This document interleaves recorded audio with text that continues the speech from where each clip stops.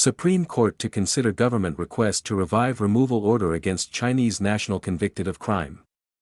The U.S. Supreme Court has agreed to decide whether immigration authorities may deport a Chinese citizen with a U.S. green card who was convicted of counterfeiting in New Jersey. The legal issue is whether the U.S. Department of Homeland Security correctly classified the man, who is a lawful permanent resident of the United States, when he returned to the country after a trip to his native China.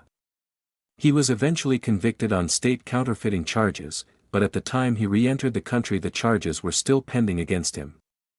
The nation's highest court granted the federal government's petition in Bondi v. Lau in an unsigned order on January 9. No justices dissented. The court did not explain its decision. The petition itself is not available on the Supreme Court's online docket because the court ordered that special privacy rules be applied to the case. Such measures are taken to protect sensitive information. A January 9 docket entry mentions the order but does not explain why it was issued. According to a March 4, 2025, ruling by the U.S. Court of Appeals for the Second Circuit, Mook Choi Lau, a Chinese citizen, became a lawful permanent resident of the United States on September 7, 2007. The government-issued residency document issued to such persons is colloquially called a green card. On May 7, 2012, he was charged with violating New Jersey law by engaging in third-degree trademark counterfeiting. Before his trial, he temporarily left the country. When he returned on June 15, 2012, he presented himself as a lawful permanent resident, but immigration authorities at John F. Kennedy International Airport declined to formally admit him to the country. Instead, they granted him parole with deferred inspection, meaning he was allowed into the country subject to a decision on his immigration status being made at a later date, the written opinion said. According to the ruling, on June 24, 2013, Lau entered a guilty plea and was convicted of trademark counterfeiting and sentenced to 2 years of probation.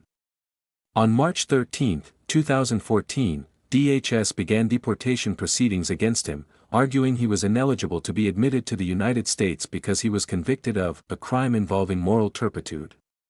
An offense involving moral turpitude is a serious crime, such as counterfeiting, fraud, forgery, rape, kidnapping, embezzlement, robbery, or drug trafficking.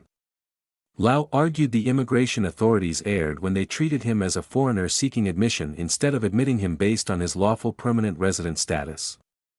He also argued that the crime he was convicted of fell under the petty offense exception in Section 1182 of the Immigration and Nationality Act, the opinion said.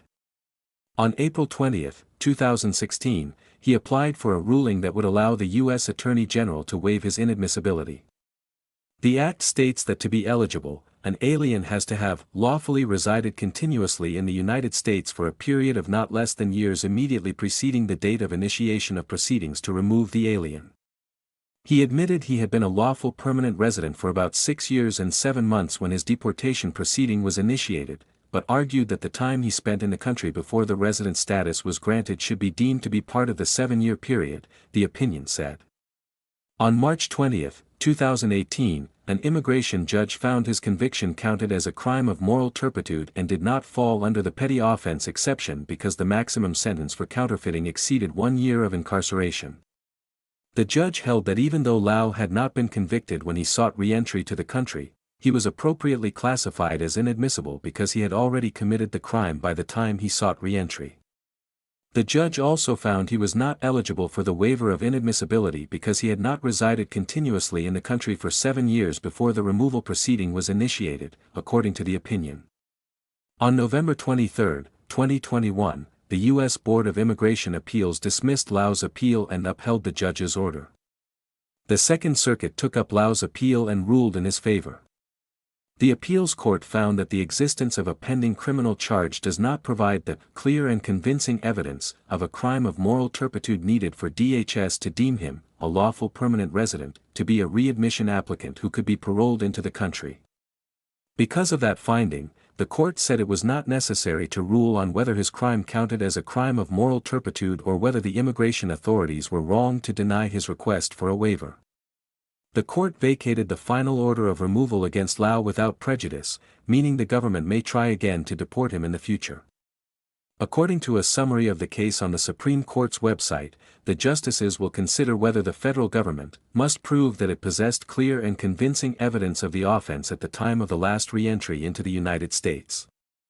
A date for the oral argument has not yet been scheduled.